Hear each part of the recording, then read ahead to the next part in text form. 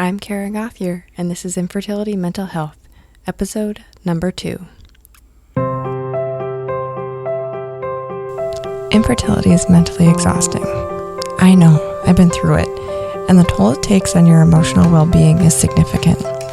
If you are stuck in infertility limbo right now, this is the podcast for you. My name is Kara Gothier, and I am a certified infertility life coach, the mother of 2 manifested miracles, and I can teach you how to be mentally healthy during this chapter of life. If you are ready for change, if you are ready for your real life to begin now, join me and let's get into the mindset to motherhood.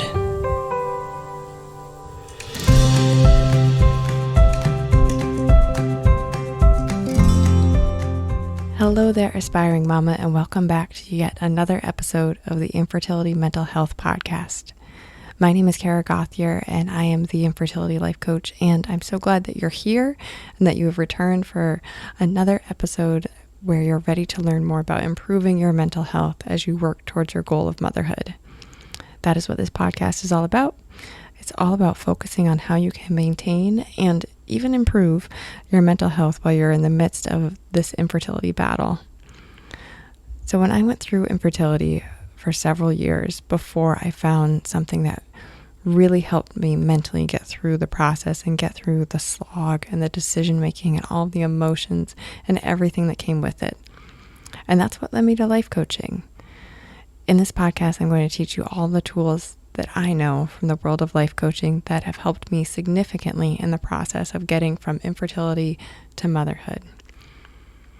But in this episode, we're going to talk about how to feel better during infertility.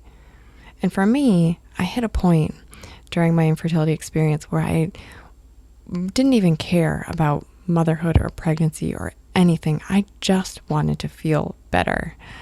I had been going to therapy for about a year, and every week it was just the same repeat cycle of negative emotions, and there was really no end in sight for any of that. I was not feeling hopeful at all about the future and about what was possible or even what I was capable of doing at that point. Every time I saw a pregnancy announcement, I wanted to die, and I was bracing myself for yet another Mother's Day with empty arms. So I just wanted to feel better. I had sort of this revelation that I didn't even know where it came from, but I had this revelation questioning myself with, I don't know what's going to happen in the future, but if I could just feel better, that would be awesome. That might even just be enough for me to know that I can keep going. I didn't want to feel so terribly awful every second of the day. One of the tools that we use in life coaching to help prompt us out of a situation or out of a place that we're thinking is to ask ourselves questions. Questions are so powerful and such a great tool to move you from one place to the next, but they are only a great tool if you actually answer them and answer them honestly as a reflection of what you're thinking.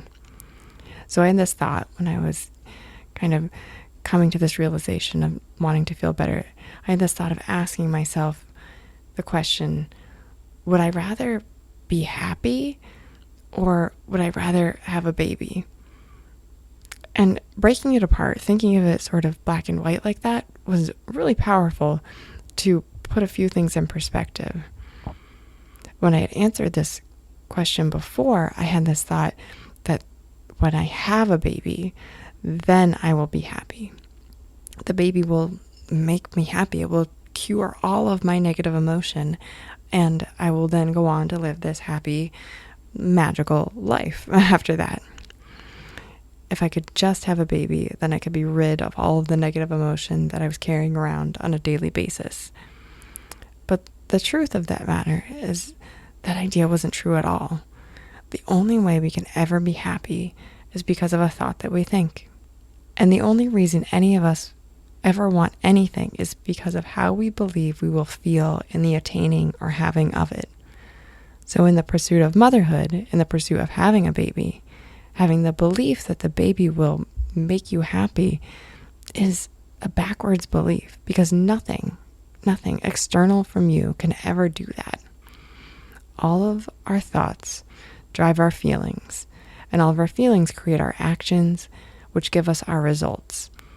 That's the self-coaching model. That's the tool that I use with my clients. That's the tool I'm going to use in this podcast to teach you how to manage your mental health. So how we feel is never a result of a circumstance that we're interpreting, like a baby. It's always tied to a thought that we have about that circumstance.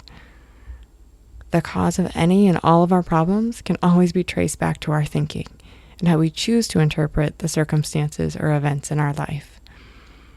The way we start feeling better is first by identifying how we actually want to feel. In this process, you have to reflect on yourself and decide what would be different when you accomplished motherhood, and what would be the same in your life. Well, besides the obvious, with there being a baby in your possession, what would be different? Some of the thoughts that you'll be telling yourself when you are in the state of motherhood will be different from the thoughts that you're probably telling yourself now while you're not in that state. The difference, though, is that you will use the baby as a prompt to spark those thoughts, which would then trigger feelings of joy or happiness or excitement within you, and then play out in your actions and your results in your life. But this is the beauty of coaching, and this is the beauty of this model and this kind of work that I'm going to teach you. That external circumstance, that baby, is simply something external to you, and you have the choice of what you want to think about it.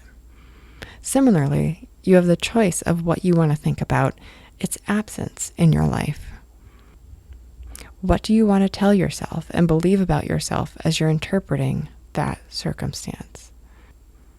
What are some of the thoughts that you currently tell yourself now if you do not have a baby in your life? In the absence of having a baby in your possessions, what are those thoughts triggering for you as feelings? For many of us, we use the situation, the circumstance of infertility, to beat ourselves up emotionally.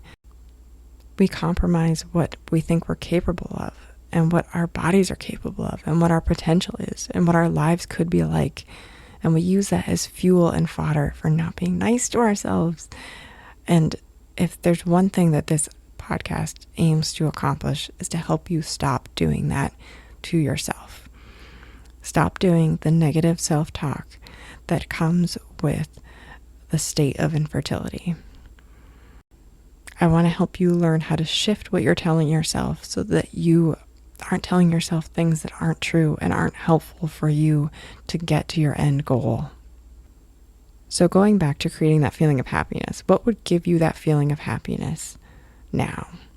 If you are focused on something external that you need to achieve or have or believe, you are outsourcing that emotion for yourself.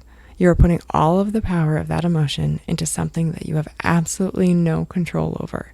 And that is not a wise move, my friend. And that is not something that's going to really help you in the long term. If you want to create lasting, meaningful, deep happiness that you deserve, you need to generate that emotion for yourself. You need to believe that you can create whatever emotion it is that you want to feel. That is the beauty of coaching, and that is the beauty of doing this work, is that any and every emotion that exists in the universe is available to you at any moment.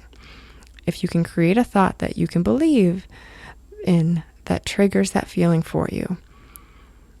With infertility, we think when I have a baby or when I get pregnant, then I will feel better. So if you have something or if you do something, then you can have the feeling that comes with it. But that is not true. That is so not true. All of your thoughts create your feelings. I'm going to say that one more time. All of your thoughts create your feelings.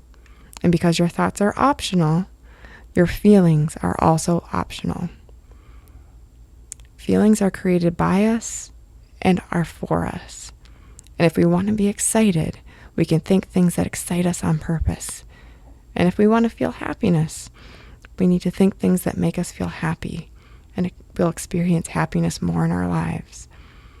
The key to feeling better is all in our minds, and is also something that you have complete control over right now.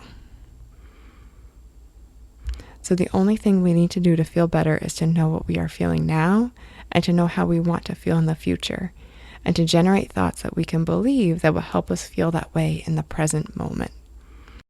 So I will ask you, as you're starting another day of infertility life, how do you want to feel today? What is the emotion that you want to have as you go through this day? The beautiful thing to know is that you get to choose exactly how you want to feel today, tomorrow, or any day of your life, any day into the future, no matter what happens. As you've heard me say before in this podcast, everything that you do or don't do in this lifetime is because of how you want to feel. So if you can get into a habit of practicing and experiencing all of the emotions that you want to feel on purpose, your life will change completely. Your experience of infertility will change completely. And I promise the path that you're on to motherhood will change completely in a really good way. With that, I want to wrap up this episode and take a minute to just remind you, in case you haven't heard this yet today, but you are wise, you are whole, and you are worthy of everything you want your life to be, even during infertility. I love you, and I will talk to you in the next episode. If what I said in this episode resonated with you, I encourage you to download the Infertility Mental Health Checklist, which is a checklist of 9 life coaching tools that I put together that will help you through the struggle. If you want that, go to my website, infertilitylifecoach.com/checklist, and sign up. You'll get a copy immediately, and you can start doing this work today.